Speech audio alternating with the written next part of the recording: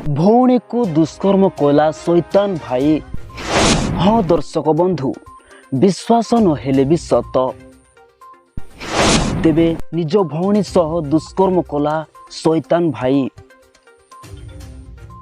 तेबे video start करने पूर्व आपण को गोटे छोटिया रिक्वेस्ट करने को चाहिए, जदि एपर्यंत आम स्टार न्यूज ओडिया को सब्सक्राइब करनथिले सब्सक्राइब करने सहित बेल आइकन को प्रेस करी ऑल ऑप्शन उपरे क्लिक करंतु, जा फल आम लेटेस्ट वीडियो एमती अपलोड कले आपण देखि पारिबे सर्वप्रथमे।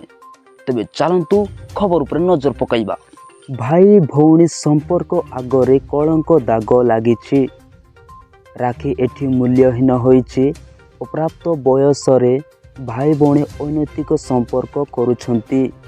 भाई बड़ हेले मध्य सान भौणी को दुष्कर्म करी गर्भवती करिछि।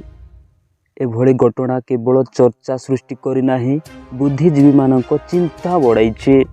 ईसत सहर राउरकेला रे युवपीढ़ी पृथ्वभ्रष्ट हेबार गोटे पर गोटे उदाहरण। एहार अनुशालन और चिंतन पाई सचेतनता वर्ग को बाध्य करुछि। एही मामलाटी उदित नगर थाना रे रुजु होइछि। बड़ भौणी बाहागर चलीथिला बेले सान भौणी को दुष्कर्म। तेबे सूचना अनुसार भौणी 13 वर्षीय और भाई 16 वर्ष एकाठी बापा माँ सह घरे रुहंती। सेमानंको बापा माँ दुहे दिन मजूरिया भावे काम करती। गत 6 मास तले घरे केही नथिबार सुजोग नहीं नाबालक निज भौणी सह दुष्कर्म करिथिला।